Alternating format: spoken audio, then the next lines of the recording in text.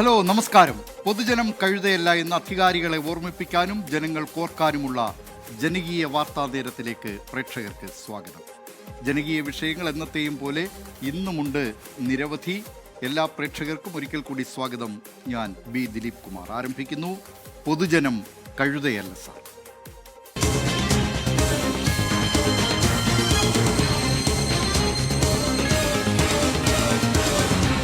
പൊതുജനം കഴുതയല്ല സാർ. അല്പം മുമ്പ് ചലച്ചിത്രതാരം ജഗദീഷ് സംസാരിക്കുന്നത് പ്രേക്ഷകർ കണ്ടല്ലോ. അതിൻ്റെ വാർത്തകളിലേക്കും അതിൻ്റെ വിശദാംശങ്ങളിലേക്കുമൊക്കെ എത്താം. താരസംഘടനയായ അമ്മയിൽ ഇപ്പോൾ എന്താണ് നടക്കുന്നത് അതിലേക്ക് വൈകാതെ തന്നെ എത്തും. അതിനു മുമ്പ് നമ്മൾ പോകുന്നത് അയോധ്യയിലേക്കാണ്.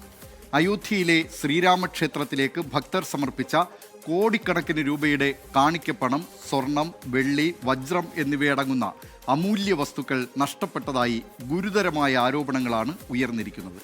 ക്ഷേത്രത്തിനായി നൽകിയ 60 കിലോഗ്രാം വെള്ളിക്കട്ടകൾ കാണാനില്ലെന്ന് ജ്വല്ലേഴ്സ് അസോസിയേഷനും ആരോപണം ഉന്നയിച്ചു കഴിഞ്ഞു. അന്വേഷണത്തിനായി ഉത്തർപ്രദേശ് സർക്കാർ രൂപീകരിച്ച പ്രത്യേക അന്വേഷണ സംഘം അന്വേഷണം പൂർത്തിയാക്കും വരെ അടിസ്ഥാനരഹിതമായ ആരോപണങ്ങളിൽ നിന്നും വിട്ടുനിൽക്കണമെന്നാണ് ഉത്തർപ്രദേശ് മുഖ്യമന്ത്രി യോഗി ആദിത്യനാഥ് ആവശ്യപ്പെടുന്നത്. കാണാം. ന്യൂസ് ഡെസ്കിൽ നിന്ന് ജെ ബിന്ദുരാജ് തയ്യാറാക്കിയ റിപ്പോർട്ട്. അയോധ്യയിലും അമ്പലക്കൊള്ള.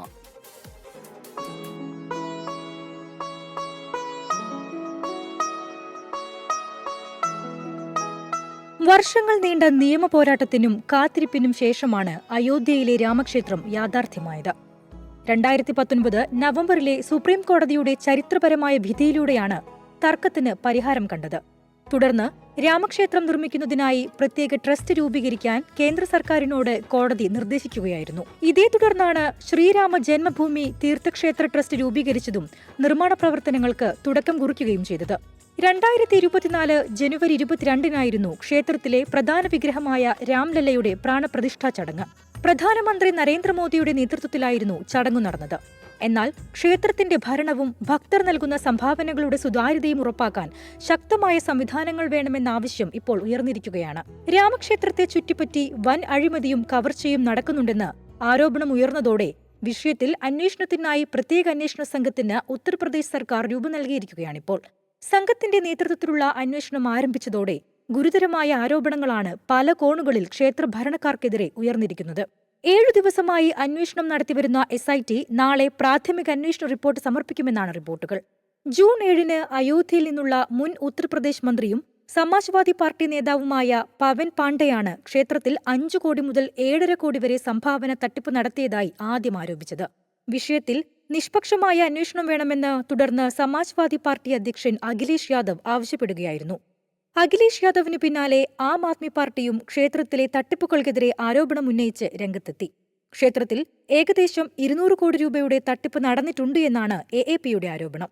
ക്ഷേത്രത്തിലെ പ്രധാന അമൂല്യ വസ്തുക്കൾ കാണാതായതുമായി ബന്ധപ്പെട്ട് നിരവധി പരാതികളാണ് ഉയർന്നിരിക്കുന്നത്.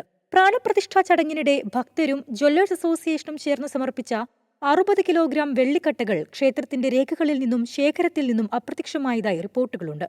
രാജ്യത്തുടനീളമുള്ള സ്വർണ്ണ വെള്ളി വ്യാപാരികളുടെ സംഭാവനകൾ സ്വീകരിച്ച് ജ്വല്ലേഴ്സ് അസോസിയേഷനാണ് ഈ വെള്ളിക്കട്ടകൾ നിർമ്മിച്ചത്. ക്ഷേത്രത്തിന്റെ അടിത്തറയിൽ പാകാനായി നൽകിയ ഈ വെള്ളിക്കട്ടകൾ സ്വീകരിച്ചതിന്റെ രസീത് തങ്ങളുടെ പക്കലുണ്ടെന്ന് ജ്വല്ലേഴ്സ് അസോസിയേഷൻ വ്യക്തമാക്കുന്നു. जब मुझे इतनी बड़ी अपॉर्चुनिटी मिल गई तो मेरे दिमाग में आया कि क्यों ना इसके अंदर और भी लोगों का अंश लगे। चूंकि मैं एक बहुत बड़े संगठन से, देश के सबसे बड़े ज्वेलर संगठन का नॉर्थ इंडिया हेड हूं, मैंने अपने संगठन से अपील की कि भाई जितने भी लोग हैं, अगर कोई लोग भी अपनी श्रद्धा सुमन अर्पित करना चाहें तो मात्र 10-10 ग्राम चांदी. ക്ഷേത്രത്തിന്റെ ശിലാസ്ഥാപന ചടങ്ങുകളിലോ അതിനുശേഷമുള്ള നിർമ്മാണ പ്രവർത്തനങ്ങളിലോ ഈ വെള്ളിക്കട്ടകൾ ഉപയോഗിച്ചതായി കണ്ടില്ല എന്നാണ് Jewellers association president Anurag Rastogi പറയുന്നത്. രാമജന്മഭൂമി പ്രസ്ഥാനത്തിന്റെ മുൻകാല നേതാവായ സന്തോഷ് ദുബെ പോലീസിൽ നൽകിയ പരാതി പ്രകാരം രാജ്യത്തിനകത്തുനിന്നും വിദേശത്തുനിന്നും ഭക്തർ സംഭാവന നൽകിയ വജ്രം, സ്വർണം, വെള്ളി എന്നിവ പതിപ്പിച്ചതും അഷ്ടധാതുക്കൾ കൊണ്ട് നിർമ്മിച്ചതുമായ ഏകദേശം 1250ഓളം അമൂല്യ ഇഷ്ടികകളും രാമമന്ദിറിൽ നിന്നും കാണാതായിട്ടുണ്ട്. മൗറീഷ്യസിൽ നിന്നയച്ച സവിശേഷമായ ഇഷ്ടികയും മുംബൈയിലെ വ്യവസായി നൽകിയ വജ്ര ഇഷ്ടികയും ഇതിലുൾപ്പെടുന്നു. രാംലല്ലയ്ക്ക് സമർപ്പിക്കപ്പെട്ട വിലയേറിയ ഒരു നെക്ലസും ദിവ്യപാദുകങ്ങളും നഷ്ടപ്പെട്ടതായും യഥാർത്ഥ ആഭരണങ്ങൾക്കു പകരം മുക്കുപണ്ടങ്ങളാണ് ഇപ്പോൾ ശേഖരത്തിലുള്ളത് എന്നും ആരോപണമുണ്ട്. ഭക്തരുടെ വലിയ തോതിലുള്ള പ്രതിഷേധത്തെയും രാഷ്ട്രീയ വിവാദങ്ങളെയും തുടർന്ന് ഉത്തർപ്രദേശ് സർക്കാർ ഈ വിഷയത്തിൽ കർശന നടപടി സ്വീകരിച്ചിട്ടുണ്ട്. ക്ഷേത്ര ട്രസ്റ്റിന്റെ പരാതിയിൽ ഉത്തർപ്രദേശ് സർക്കാർ ജൂൺ 14 പ്രത്യേക അന്വേഷണ സംഘ രൂപീകരണം പ്രഖ്യാപിക്കുകയായിരുന്നു. Lucknow divisional commissioner Vijay Vishwas Pant, IG Kiran S, special secretary Neelratan Kumar എന്നിവരുടെ നേതൃത്വത്തിലുള്ള 3-അംഗ സംഘമാണ് കേസ് അന്വേഷിക്കുന്നത്. രാമക്ഷേത്രത്തിൽ സമർപ്പിച്ച വഴിപാടുകളിൽ നിന്ന് 7 കോടി രൂപയുടെ ഫണ്ട് ദുരുപയോഗം ചെയ്തതായി ആരോപിച്ച് ശിവസേന ഉദ്ധവ് താക്കറെ വിഭാഗം MP സഞ്ജയ് റൌത്ത് നേരത്തെ രംഗത്തെത്തിയിരുന്നു. കേന്ദ്രത്തിലെയും ഉത്തർപ്രദേശിലെയും BJP സർക്കാരുകളാണ് ക്രമക്കേടുകൾക്ക് പിന്നിലെന്നാണ് സഞ്ജയ് റൌത്തിന്റെ ആരോപണം. രാമക്ഷേത്രത്തിലെ പുരോഹിതന്മാരായ രാംശങ്കർ യാദവ്, ആഭരണങ്ങളുടെയും വഴിപാടുകളുടെയും ചുമതലയുള്ള കൃഷ്ണദേവ് തിവാരി ഉൾപ്പെടെയുള്ളവരെ SIT ഇതിനോടകം ചോദ്യം ചെയ്തു. എന്നാൽ കാണാതായ വെള്ളിക്കട്ടകളെപ്പറ്റി തങ്ങൾക്കറിവില്ല എന്നാണ് ഇവരുടെ മൊഴി. Shrirama Janmabhoomi Tirthakshetra trust general secretary Champat Rai, Anil Mishra, Gopal Rao എന്നിവർക്കെതിരെയും അന്വേഷണം വേണമെന്ന് പരാതിക്കാർ ആവശ്യപ്പെട്ടിട്ടുണ്ട്. ട്രസ്റ്റുമായി ബന്ധപ്പെട്ട ചില വ്യക്തികളുടെ ആസ്തികളിൽ സമീപകാലത്തുണ്ടായ വൻ വർധനവും അന്വേഷണ പരിധിയിലാണ്. ക്ഷേത്രത്തിനായി 500 വർഷം കാത്തിരുന്ന ഭക്തർ 15 ദിവസം കൂടി ക്ഷമിക്കണമെന്നും രാമക്ഷേത്രത്തെ അപകീർത്തിപ്പെടുത്താനും തട്ടിപ്പ് നടത്താനും ശ്രമിച്ചവരെ നിയമത്തിനു മുന്നിൽ കൊണ്ടുവരുമെന്നും യോഗി ആദിത്യനാഥ് വ്യക്തമാക്കിയിട്ടുണ്ട്. അന്വേഷണം പൂർത്തിയാകുന്നതുവരെ അടിസ്ഥാനരഹിതമായ ആരോപണങ്ങൾ ഉന്നയിക്കുന്നതിൽ നിന്നും വിട്ടുനിൽക്കണമെന്ന് യോഗി ആദിത്യനാഥ് എല്ലാ രാമഭക്തരോടും രാഷ്ട്രീയ പാർട്ടികളോടും ആവശ്യപ്പെട്ടിട്ടുണ്ട്. അന്വേഷണ സംഘം 150ഓളം പ്രതികളെ തിരിച്ചറിഞ്ഞിട്ടുണ്ടെന്നും ഇതിൽ 25ഓളം പേർക്കെതിരെ നടപടിയുണ്ടാകുമെന്നും റിപ്പോർട്ടുകളുണ്ട്. ചോദ്യം ചെയ്തവരോട് ഇനിയൊരു ഉത്തരവുണ്ടാകുന്നതുവരെ അയോധ്യ വിട്ടുപോകരുതെന്ന് SIT നിർദ്ദേശം നൽകിയിട്ടുണ്ട്. നാളെ ഉത്തർപ്രദേശ് മുഖ്യമന്ത്രി യോഗി ആദിത്യനാഥിന് സംഘം പ്രാഥമിക റിപ്പോർട്ട് സമർപ്പിച്ചേക്കും. Shrirama Janmabhoomi Tirthakshetra trust general secretary Champat Rai, trustee doctor Anil Mishra, രാമക്ഷേത്ര നിർമ്മാണ ചുമതലയുള്ള ഗോപാൽ റാവു എന്നിവർക്കെതിരെ നടപടിയുണ്ടാകാനുള്ള സാധ്യതയുണ്ടെന്നും റിപ്പോർട്ടുകളുണ്ട്. Research desk 24. നാളെ ഇക്കാര്യത്തിൽ പ്രത്യേക അന്വേഷണ സംഘം ഉത്തർപ്രദേശ് മുഖ്യമന്ത്രി യോഗി ആദിത്യനാഥിന് പ്രാഥമിക റിപ്പോർട്ട് നൽകിയേക്കുമെന്ന സൂചനയാണുള്ളത്. ആരാണ് ഈ അമ്പലക്കൊള്ളയ്ക്ക് പിന്നിൽ പ്രവർത്തിച്ചത് എന്ന കാര്യം കണ്ടെത്തട്ടെ. വിശ്വാസികൾ അവരുടെ വിശ്വാസത്തിൻ്റെ ഭാഗമായി അവരുടെ ഇഷ്ട ദൈവത്തിന് സമർപ്പിക്കുന്ന കാണിക്കകൾ അത് തട്ടിയെടുത്തവർക്ക് പിന്നിൽ അത് തട്ടിയെടുത്തവരാരാണ്, അവർക്ക് പിന്നിൽ ആരെങ്കിലും പ്രവർത്തിച്ചിട്ടുണ്ടോ എന്നതൊക്കെ ഈ അന്വേഷണത്തിലൂടെ തെളിയട്ടെ. ഈ ആരോപണത്തിൻ്റെ ശരിതെറ്റുകളൊക്കെ ഈ അന്വേഷണത്തിലൂടെ കണ്ടെത്തട്ടെ. സീരാ മുഹമ്മദ് പറയുന്നു, ദൈവത്തിന് ശരിക്കും ഇത്രയും സ്വർണവും പണവും ആവശ്യമുണ്ടോ? എത്രയോ പാവങ്ങൾ ഇവിടെ ഒരു അടച്ചുറപ്പുള്ള വീടിനു വേണ്ടി കാത്തിരിക്കുന്നുവെന്ന്. അത് ഓരോരുത്തരുടെയും വിശ്വാസവുമായി ബന്ധപ്പെട്ട വിഷയമാണ്. അവർക്ക് അവരുടെ ഇഷ്ടപ്പെട്ട ദൈവത്തിന് അത് ആ നിലയിൽ അവർ കാണിക്കയായി സമർപ്പിക്കുന്നതാണ്. ആരും നിർബന്ധിച്ച് അവിടേക്ക് ഇങ്ങനെ സംഭാവനകൾ കൊടുക്കണം എന്നാവശ്യപ്പെട്ട് കൊടുക്കുന്നതല്ലല്ലോ. ഏതായാലും അക്കാര്യത്തിലൊക്കെ പക്ഷേ അവിടെയുള്ളവർ ഇത് കൈകാര്യം ചെയ്യുന്നവർ വളരെ സൂക്ഷ്മത പാലിക്കേണ്ടതുണ്ട് എന്നതാണ് വളരെ പ്രധാനപ്പെട്ട കാര്യം. റീന സതീശൻ ചോദിക്കുന്നുണ്ട്, ഇത് കാലത്തിൻ്റെ കുഴപ്പമാണോ എന്ന്.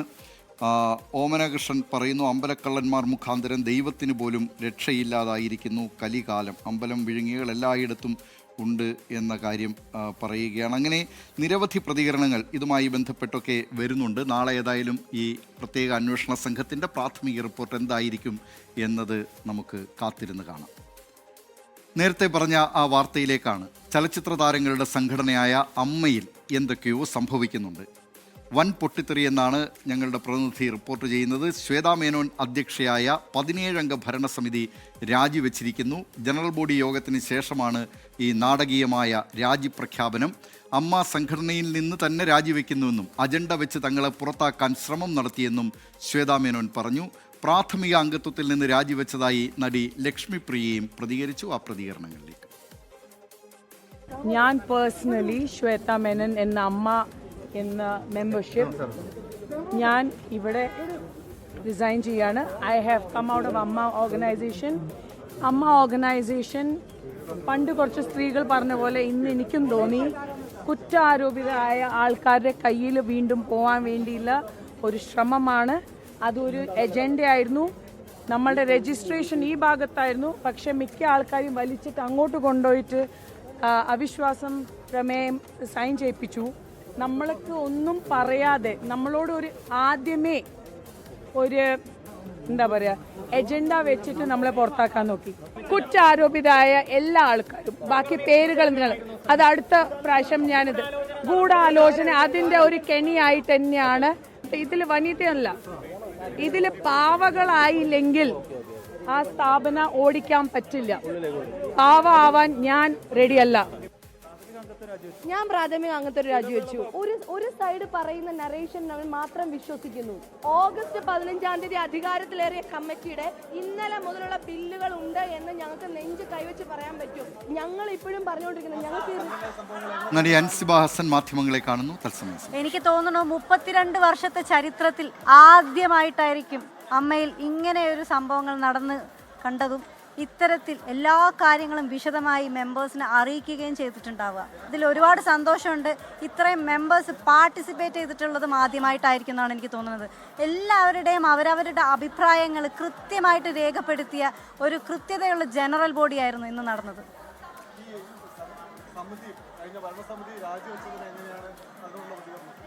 കഴിഞ്ഞ ഭരണസമിതിക്ക് കൃത്യമായിട്ടുള്ള വരവ് ചെലവ് കണക്കുകൾ ഈ ജനറൽ ബോഡിയിൽ കാണിക്കാൻ പറ്റിയിട്ടില്ല. അത് ഒരുപാട് തവണ ആ കമ്മിറ്റി അംഗങ്ങൾ ചോദിച്ചുകൊണ്ടിരിക്കുകയായിരുന്നു, ഞങ്ങൾക്ക് 45 ദിവസം തരാമോ, ഒരവസരം കൂടെ തരാമോ എന്നൊക്കെ. എന്ത് ബാലിശമായിട്ടുള്ള ചോദ്യങ്ങളായിരുന്നു അത്. പക്ഷേ ആ ബാലിശമായിട്ടുള്ള ചോദ്യങ്ങളൊന്നും ജനറൽ ബോഡിയിൽ വിലപ്പോയില്ല എന്നുള്ളത് തന്നെയാണ് സത്യം. വരവ് ചെലവ് കണക്കുകളുടെ കൃത്യത കുറവ് തന്നെയാണ് ആദ്യമായിട്ട് ഒരു പ്രധാന ഇഷ്യൂ ആയിട്ട് നിലനിന്നിരുന്നത്. അതുപോലെ തന്നെ നീന കുറുപ്പ് ചേച്ചിയുടെ കുറച്ച് പ്രശ്നങ്ങളുണ്ടായിരുന്നു. ഞാൻ ഉന്നയിച്ച കാര്യങ്ങളുണ്ടായിരുന്നു. ഞാൻ ഉന്നയിച്ച എല്ലാ കാര്യങ്ങളും കൃത്യമായിട്ട് ഈ ജനറൽ ബോഡിയിൽ എനിക്ക് സംസാരിക്കാൻ പറ്റി. പക്ഷെ ഉച്ചയ്ക്ക് ശേഷമാണ് അവസരം കിട്ടിയത്. ആ അവസരം തന്നെ ചോദിച്ച് വാങ്ങിച്ചതാണ്. അത് അമ്മയിലെ ഓരോ മെമ്പേഴ്സിനോട് ഞാൻ നന്ദി പറയുകയാണ് എനിക്ക് അങ്ങനെ ഒരു അവസരം ഉണ്ടാക്കി തന്നതിന്. കാരണം ഉച്ചവരെ എനിക്ക് അങ്ങനെ ഒരു അവസരം തരാൻ തയ്യാറായിരുന്നില്ല ഈ കമ്മിറ്റിയല്ല ഇതുവരെ ഉണ്ടായിരുന്ന കമ്മിറ്റി. പക്ഷേ ഇവിടെയുള്ള ഓരോ വ്യക്തിയും എൻ്റെ കൂടെ നിന്നു. എനിക്ക് സംസാരിക്കാൻ വേണ്ടിയുള്ള അവസരം അവരുണ്ടാക്കി തന്നു. ഞാൻ സംസാരിക്കുകയും ചെയ്തു. എന്തെല്ലാം കാര്യങ്ങളാണോ ഞാൻ മുന്നേ മീഡിയയുടെ മുന്നിൽ വന്ന് പറഞ്ഞിരുന്നത് അതേ കാര്യങ്ങൾ തന്നെയായിരുന്നു എനിക്ക് അമ്മയിലും പറയാനുണ്ടായിരുന്നത്. അതുപോലെ തന്നെ വരവ് ചെലവ് കണക്കുകളുടെ കാര്യത്തിൽ കൃത്യത കുറവ് ഞാൻ ആദ്യം മുതലേ ചൂണ്ടിക്കാണിക്കുന്നുണ്ടായിരുന്നു. ആ കാര്യങ്ങളും കൃത്യമായി ഏതൊക്കെ വിഷയങ്ങളിലാണ് ആരൊക്കെയാണ് ഉൾപ്പെട്ടിരുന്നതെന്ന് കൃത്യമായിട്ട് ഞാൻ അമ്മയിലെ ഇന്നത്തെ ജനറൽ ബോഡിയിൽ ഞാൻ പറയുകയുണ്ടായിട്ടുണ്ട്. അപ്പോൾ അത് പറയാൻ പറ്റിയതിലുള്ളൊരു സമാധാനമുണ്ട് എനിക്ക് ഉറപ്പായിട്ടും.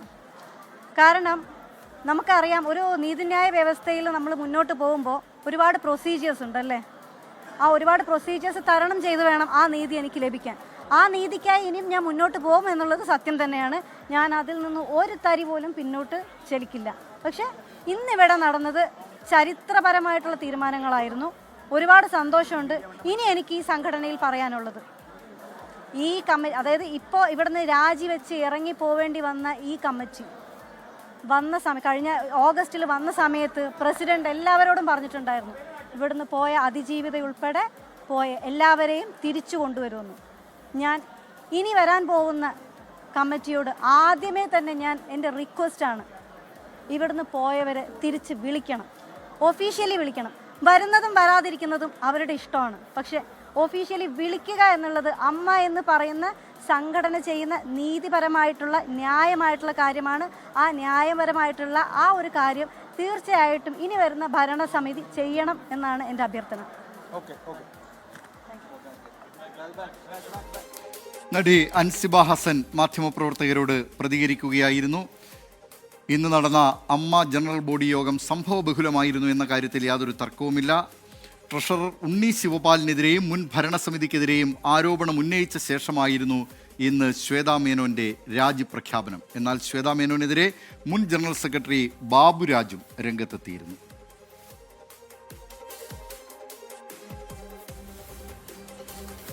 ഇത്രയും നാൾ ഇവർ ലേഡീസ് കാർഡ് ഇറക്കി കളിക്കുമായിരുന്നു. എന്തെങ്കിലും പറഞ്ഞാൽ ഉടനെ തന്നെ സ്ത്രീകളാണ് ഞങ്ങൾക്ക് നിങ്ങൾ അങ്ങനെ അത് പക്ഷേ അത് ഇവിടെ തന്നെ പൊളിച്ചടക്കിയിട്ടുണ്ട്. ആ അൻസിബ എന്ന് പറഞ്ഞ കുട്ടി ലാസ്റ്റ് കയറി പറഞ്ഞ് എല്ലാവർക്കും കണ്ണ് നിറയുന്ന പോലെയാണ് ആ കുട്ടിയുടെ കാര്യങ്ങൾ പറഞ്ഞത്. അപ്പോൾ ഇത്രയും സ്ത്രീകൾക്ക് തന്നെ ഇത്രയധികം ഉപദ്രവം നടത്തിക്കൊണ്ടിരുന്ന ഈ ഒരു കമ്മിറ്റി അവർ തന്നെ രാജിവെച്ച് പോവുകയാണ് ഉണ്ടായത്. നത്തിങ് ടു ഡു വിത്ത് അമ്മ എന്ന് പറയുന്ന ഒരു പ്രസിഡന്റിനെ കൊണ്ട് എങ്ങനെ ഇവിടെ സ്ത്രീകൾക്ക് കിട്ടും? ഇവിടെ അങ്ങനെ സ്ത്രീകൾക്കാടല്ല വേണ്ടത്. ഇപ്പോൾ SNDP യോഗം ജനറൽ സെക്രട്ടറി വെള്ളാപ്പള്ളി നടേശൻ മാധ്യമങ്ങൾ ആദ്യത്തെ പണി മറ്റം ഫൈനാൻസ് ഉണ്ടാക്കിയെന്നും പറഞ്ഞ് കേസ് കൊടുത്ത് ക്രൈംബ്രാഞ്ചിനെ കൊണ്ട് അന്വേഷിപ്പിച്ച് ഒരു പുല്ലും ഇല്ല എന്നും പറഞ്ഞ് അത് പോയി. അത് പറമ്പത്തിൽ നിന്ന് പോയില്ലേ, ആലപ്പുഴയിൽ നിന്ന് ഈ പരദേശിയല്ലേ വന്ന് ആലപ്പുഴയിൽ നിന്ന് വിൽസാൻ വന്ന് ഞാൻ തന്നെയാണ് അതിനെതിരായി നിന്ന് തോറ്റ് തുന്നമ്പാടി ഇവിടെ നിന്ന് പോയില്ലേ. ആ വൈരാഗ്യം അത് കഴിഞ്ഞിട്ട് രാഷ്ട്രീയത്തിൽ വല്ലയിടത്തും എത്തിയാണ്. കട്ടപ്പുറത്തിരിക്കുകയല്ലേ, വീലെല്ലാം പഞ്ചറായി, ഓടാനും ഓടിക്കാനും നിവൃത്തിയില്ലാതെ ഇരുന്ന് തുരുമ്പ് പിടിക്കുന്ന കട്ടപ്പുറത്തിരിക്കുന്ന ഒരു രാഷ്ട്രീയ നേതാവാണ് സുധീരൻ. അല്ല, അദ്ദേഹം മത്സരിക്കാൻ എവിടെ നിന്നാ ജയിക്കും? ഇല്ലെന്ന് പറഞ്ഞ് ആഗ്രഹമൊക്കെ വളരെ ഉണ്ട്. അദ്ദേഹം എത്രാമത്തെ പണി സുധീരൻ നേരത്തെ ചെയ്ത പണി എന്താണ്? KPCC പ്രസിഡന്റായിരുന്നപ്പോൾ എന്തായത്?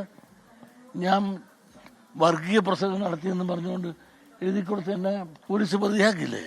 അതുകൊണ്ട് തന്നെ 10 കൊല്ലം ഇപ്പോൾ കോൺഗ്രസ് ഭരണത്തിൽ നിന്ന് പോകാൻ കാരണമെന്താണ്? ഈ സുധീരൻ്റെ ആ ഒരൊറ്റ എഴുത്താണ്. രമേശ് ചെന്നിത്തല എന്നെ പ്രതിയാക്കി കേസ് കൊടുത്തു. ആ കേസുണ്ടായി. ഹൈക്കോടതി തന്നെ പറഞ്ഞില്ലേ ഇതിനകത്ത് ഒരു വർഗീയതയില്ലെന്ന്. ഞാൻ പറഞ്ഞ സത്യമാണെന്ന് പറഞ്ഞില്ലേ. ഇപ്പോഴും ഭരണത്തിൽ വന്നു. ഭരണത്തിൽ വന്നപ്പോൾ താനാണ് എൻ്റെ ഭരണത്തിൽ കൊണ്ടുവന്നതിൻ്റെ തന്തയാണ് ഞാനെന്ന് അദ്ദേഹമാണ് ജന്മം കൊടുത്തതെന്നുള്ള ധാരണയോടുകൂടി ഇന്ന് സതീശൻ്റെ പുറകെ കൂടിയിട്ടുണ്ട്. കൂടിയിട്ട് എന്താ ചെയ്തത്?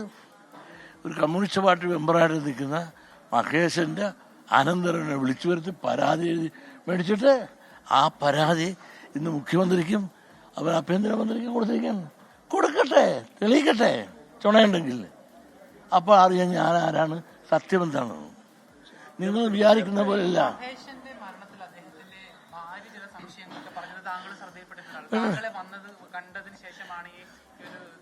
പച്ചക്കള്ളമല്ലേ. പോലീസ് എൻക്വയറി നടത്തിയിട്ടുണ്ടല്ലോ, എന്നെ കാണുകയോ ഒന്നും ചെയ്തിട്ടില്ല. പോലീസ് എൻക്വയറി നടത്തിയിട്ടുണ്ടല്ല. എൻക്വയറി നടത്തിയതിൻ്റെ ആ പോലീസ് ഓഫീസർമാരുടെ സ്റ്റേറ്റ്മെന്റ് നിങ്ങൾ എടുക്കുക.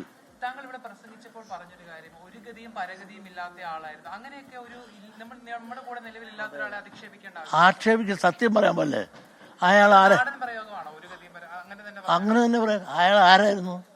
ഒരു ഗതിയും പരഗതിയും ഇല്ലാതെ ഒരു കുടികിടപ്പുകാരനായിരുന്നു ഈ മഹേശൻ. ഇപ്പൊ വൈരുദ്ധ്യമില്ല, ഒരു ഗതിയും പരഗതിയും ഇല്ലാത്ത ആളുകളെ സംരക്ഷിക്കുകയാണ് താങ്കളുടെ ഉത്തരവാദിത്വം. താങ്കൾ അവിടെ പ്രസംഗത്തിൽ പറഞ്ഞു. അപ്പോൾ ഇതൊരു അധിക്ഷേപമല്ലേ? അല്ല, അപ്പോൾ എങ്ങനെയാണ്? അല്ല, ഒരു ഗതിയും പരഗതിയും ഇല്ലാത്തവന് ഞാൻ ഗതിയുള്ളവനാക്കി. ഗതിയില്ലാത്തവനാക്കിയവൻ ആരായിരുന്നു? വെറും ഒരു ഗതിയും പരഗതിയില്ലാതെ 10 സെന്റ് നിൽക്കും. അവൻ്റെ അമ്മ അപ്പം ചുട്ടും ഇതിനെയൊക്കെ വളർത്തിയപ്പോൾ ഞാൻ വിളിച്ചു കൊടുത്ത് ഞാൻ ശമ്പളത്തോടെ നിർത്തിയതാണ്. കുറേ കഴിഞ്ഞപ്പോഴാണ് ഞാൻ ഇയാളൊരു യൂണിയൻ നേതാവാക്കി. അത് കഴിഞ്ഞിട്ട് എന്തെല്ലാം കാണിച്ചു. നിങ്ങൾ തിരക്ക് നാട്ടി വന്നു. അതായത് ആളുകളും ചാനൽ ചർച്ചയൊക്കെ ഇട്ടിട്ട് ഇതും പറയരുത്. നിങ്ങളെ ഞാൻ വെല്ലുവിളിക്കാൻ, നിങ്ങളൊരു ചാനൽക്കാരൻ വാ, ആ നാട്ടിൽ വാ. എത്രയോ ജീവിതത്തെ തകർത്താണ്, എത്രയോ പെണ്ണുങ്ങളെ വഴിയാധാരാക്കി. ഇത് പറയാൻ ആരുമില്ലല്ലോ. നിങ്ങൾക്ക് എന്നെ വേട്ടയാടുന്നത് ന്യൂസാക്കാനോ അത് മീഡിയയിൽ കാണിക്കാനും താല്പര്യം കാണിക്കുമ്പോൾ എനിക്കൊരു വിഷമമില്ല. കാരണം ഞാൻ ഒരുപാട് കണ്ടവനാണ്, കേട്ടവനാണ്.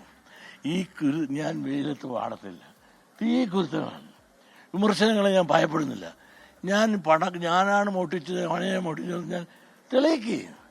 ഞാനൊന്നും ചെയ്തിട്ടില്ലെന്നുള്ള ഉത്തമ ബോധ്യമുള്ളത് കൊണ്ടല്ലേ ഞാൻ ആരുടെ മുമ്പിൽ വളയാതെ തൻ്റെ അടുത്തോട് ധൈര്യമായിട്ട് നിൽക്കുന്ന കാരണമെന്ത്? ഞാൻ കുറ്റം ചെയ്യാത്തതുകൊണ്ട് തന്നെ. പിണറായി വിജയൻ മാറി VD സതീശൻ മുഖ്യമന്ത്രിയാകുമ്പോൾ എന്തെങ്കിലും തരത്തിലുള്ള ഒരു കുറച്ചുകൂടെ ഒരു കാർക്കശ സ്വഭാവം ഉണ്ടാകുന്ന താങ്കൾ ഒരു സംഘടനയുടെ നേതാവ് എന്ന നിലയിൽ അങ്ങനെ ഒരു തോന്നലുണ്ടോ, ഒരു ഭയമുണ്ടോ? ഒരു ഭയമില്ല. സതീശനെ അന്വേഷിക്കട്ടെ. സതീശനെ കൊടുത്തിട്ടുണ്ടല്ലോ എപ്പോഴും നമ്മുടെ KPC സുധീരൻ അന്വേഷിക്കട്ടെ. കാരണം അദ്ദേഹത്തിന്റെ രാഷ്ട്രീയ വനവാസത്തിന് പോകാൻ പ്രേരകമായ ശക്തിയിൽ പ്രധാന ഞാൻ തന്നെ.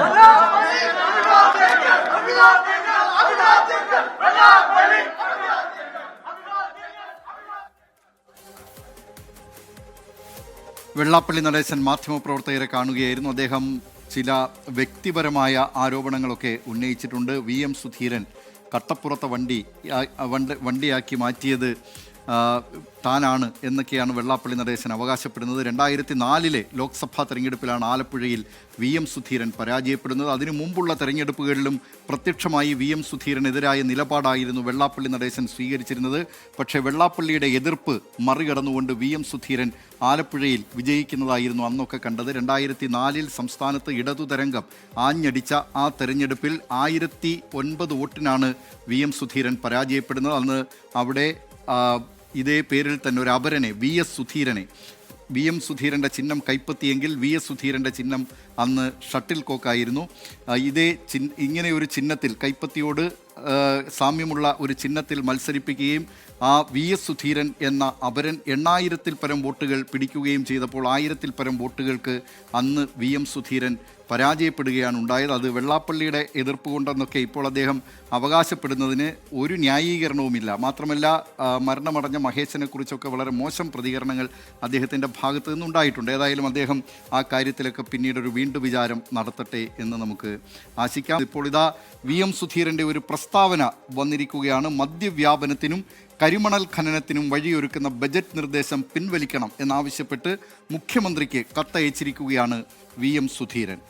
അദ്ദേഹം നേരത്തെ തന്നെ സുധീരം ചില നിലപാടുകൾ രാഷ്ട്രീയത്തിൽ സ്വീകരിക്കുന്നയാളാണ്. ഒപ്പം ആരൊക്കെ ഉണ്ട് എന്നത് നോക്കിയല്ല VM സുധീരൻ പലപ്പോഴും നിലപാടുകൾ സ്വീകരിക്കുന്നത്. സംശുദ്ധമായ രാഷ്ട്രീയ സമവാക്യത്തിൻ്റെ പ്രതീകമായി കൂടി കേരള ജനത VM സുധീരൻ എന്ന നേതാവിനെ കാണുന്നുണ്ട്. അദ്ദേഹം അധികാര രാഷ്ട്രീയത്തിൽ നിന്ന് പലപ്പോഴും അകന്നു നിൽക്കാൻ താല്പര്യം പ്രകടിപ്പിച്ചിട്ടുള്ള നേതാവാണ്. അദ്ദേഹം ഈ ആലപ്പുഴയിലെ തെരഞ്ഞെടുപ്പ് പരാജയത്തിന് ശേഷമാണ് പിന്നീട് 2014 കേരളത്തിൽ കോൺഗ്രസിനെ നയിക്കുന്നതിനായി കേരളത്തിലെ കോൺഗ്രസിൻ്റെ KPCCയുടെ അധ്യക്ഷനായി അദ്ദേഹം മാറിയത്. അങ്ങനെ VM സുധീരൻ എന്ന നേതാവ് ഇപ്പോൾ ഇതാ കോൺഗ്രസിൻ്റെ ഒരു മുഖ്യമന്ത്രി അദ്ദേഹം അവതരിപ്പിച്ച ബജറ്റിൽ ചില നിർദ്ദേശങ്ങൾ, അത് മദ്യവ്യാപനത്തിനും കരിമണൽ ഖനനത്തിനും വഴിയൊരുക്കുന്ന ചില നിർദ്ദേശങ്ങൾ അത് പിൻവലിക്കണം എന്നാവശ്യപ്പെട്ടുകൊണ്ട് മുഖ്യമന്ത്രി VD സതീശന് VM സുധീരൻ കത്തയച്ചിരിക്കുന്നു.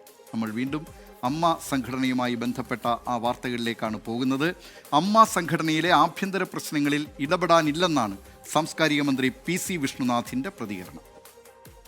മുമ്പും സൂചിപ്പിച്ചിട്ടുള്ളതാണ്, താരസംഘടനയിലെ പ്രശ്നങ്ങൾ അവരുടെ ആഭ്യന്തര കാര്യമാണ്. സർക്കാർ അതിനകത്ത് ഇടപെടാൻ തക്കതായിട്ടൊന്നും നമ്മൾ കാണുന്നില്ല.